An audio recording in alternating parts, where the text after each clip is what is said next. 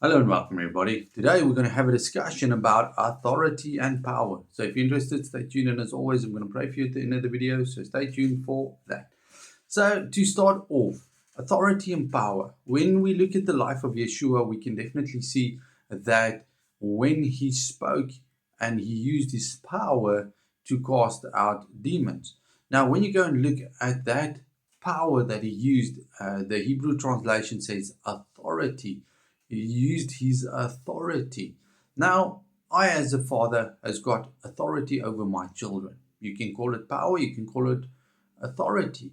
When I give them instructions, they are supposed to listen, and when they listen, everything is good and well.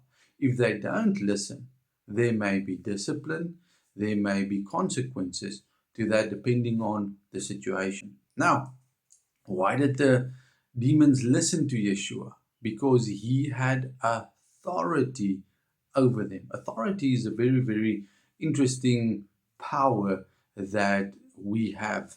Yeshua got the power, the authority from his father.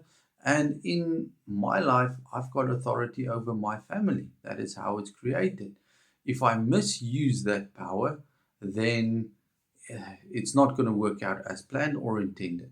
So when let's say you're in a business and you have power, you are either the owner, the CEO, the manager, you've got authority. When you use that authority correctly, people will automatically respect you. When you misuse it, that is normally when respect falls away. So you still have the power, but it doesn't mean you have the respect of people. So you're going to need to enforce the power much, much more than just when people respect you.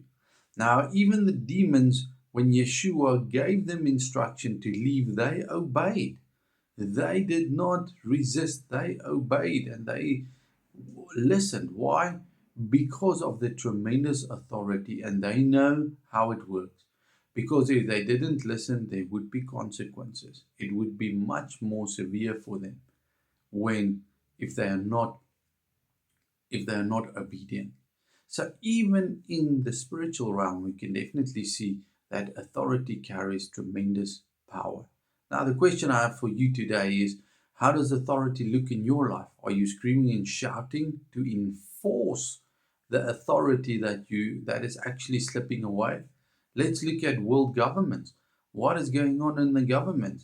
It seems like people are not respecting the governments anymore. Why? Because of misuse of authority.